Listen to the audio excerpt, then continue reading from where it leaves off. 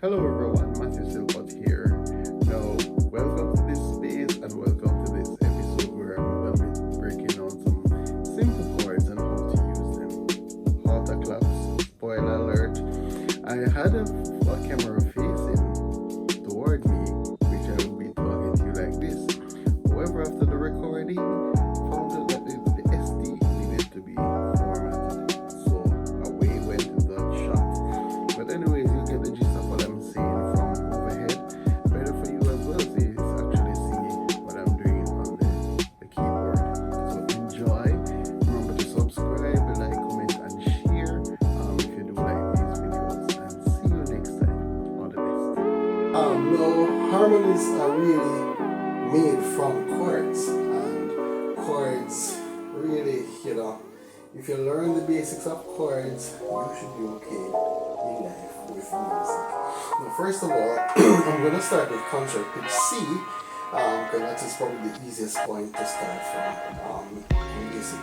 Now, we all know, if you're more orphy with music, you know that the scales are built on modes, or for example, the major scales was built on the Ionian modes. In short, modes were built on just white keys only, right? So there were 7 modes, so starting with each from A to G rather.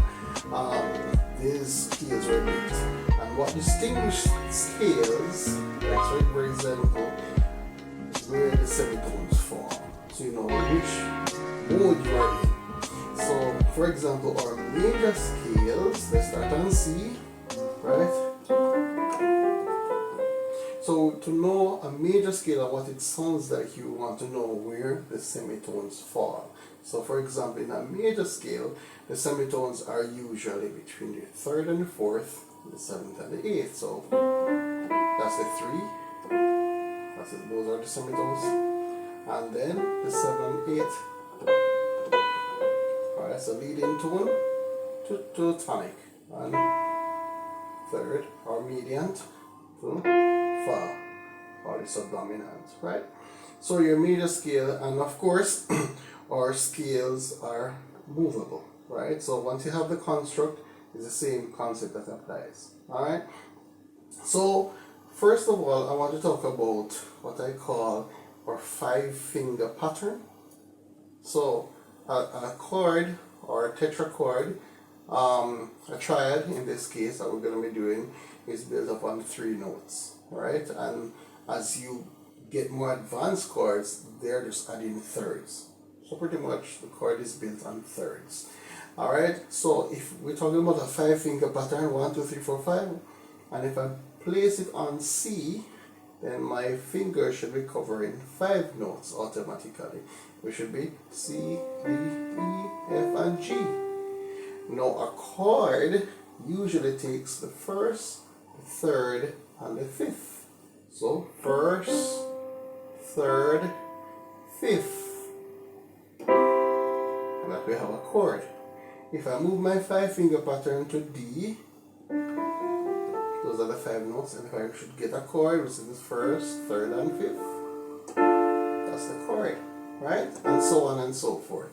Same thing you can try with the left hand, you can practice. So that's 1st, 3rd, and 5th, right? And you can shift them over, right? As you go. In the natural state, shift them. And that's how you get your chords. Right, so we talk about primary chords, just like in art, we talk about primary colors or primary stages, right? So primary chords usually are on the 1, the 4, and the 5. Why are we calling these numbers? Because each note in the scale has a number value, right? So from C to C should comprise 8 notes, which is an octave. Right, so it'd be C1, D2, E3, F4, G5, A6, B7, and C8. So that's what we got. Our do, re, mi, fa, sol, la, ti, do, re. Right, so once we practice those,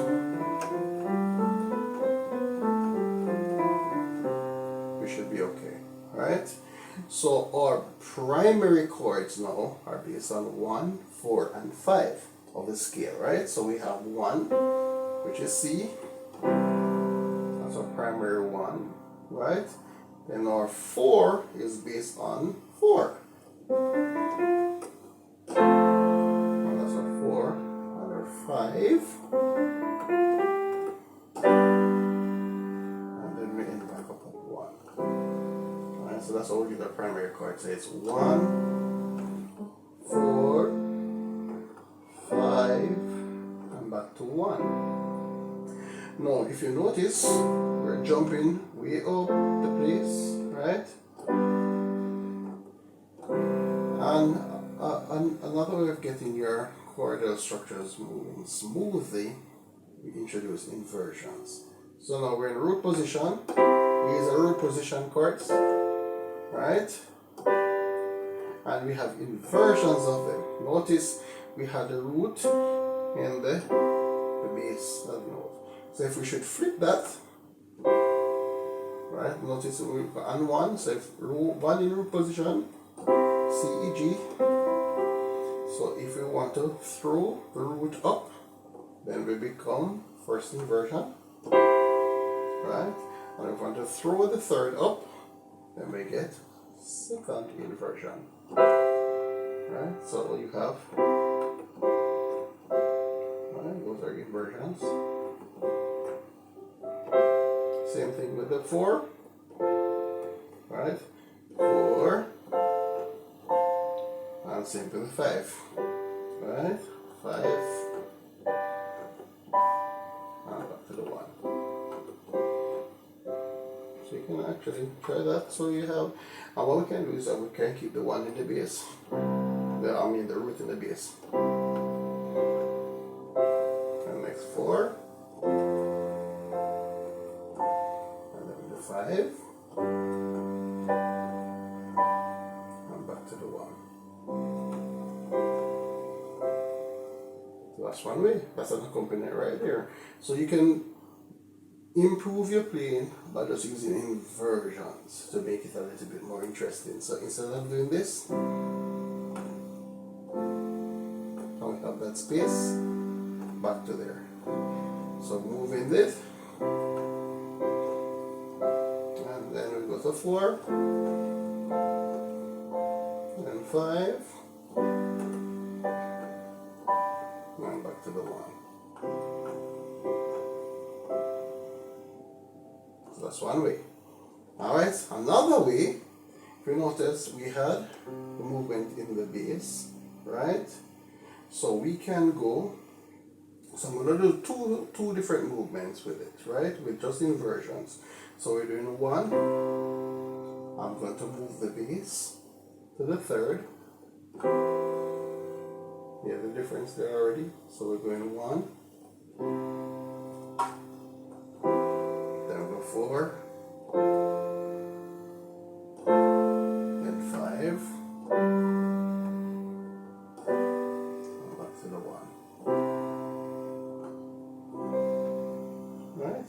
So come again. So we go 1 in the bass with the 3rd, then 4, 3rd, and then 5, and back to the 1. So I'm actually technically removing root position and first inversion of each chord, primary chord, because the bass will always determine what position you're in, right?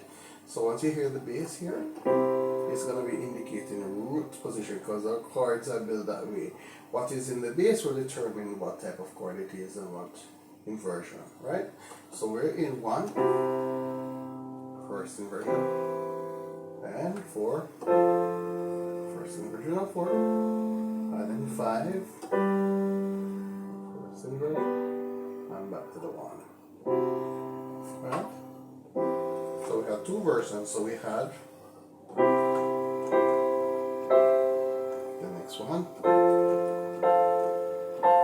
and the next one, and back to the 1. The next Next version. Next version. Then 5. And back to the 1. Right? I could use it for anything. Let's try it with a song, perhaps.